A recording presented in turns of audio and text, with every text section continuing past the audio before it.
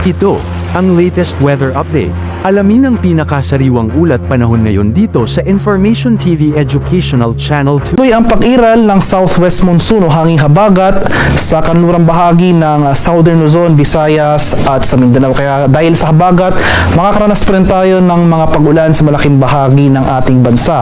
Partikular dito sa buong Mindanao at sa western section ng Southern Luzon at ng Visayas. At sa kasalukuyan, may binabantayan rin tayong low pressure area sa labas ng ating Philippine Area of Responsibility.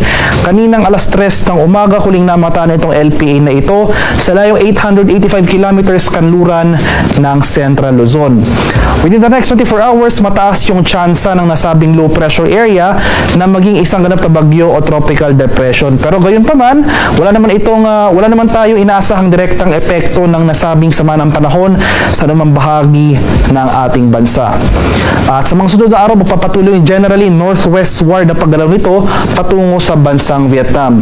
At may binabantay na rin po tayong cloud cluster sa silangang bahagi ng Mindanao. Sa mga susunod na araw, itong mga kumpol na kaulapan na ito, posible rin maging isang ganap na low pressure area na posible magdulot ng mga pag-ulan sa silangang bahagi ng Visayas at sa Mindanao. Kaya for the next 3 to 5 days or sa mga susunod pang mga araw, dahil sa pinagsamang epekto nitong southwest monsoon at nitong cloud clusters na posibleng maging low pressure area, asahan natin ang mataas na tsansa ng makaulapan at kalat-kalat na thunderstorm sa malaking bahagi ng Visayas or sa buong Mindanao, buong Visayas, pati rin dito sa western section ng Southern Luzon.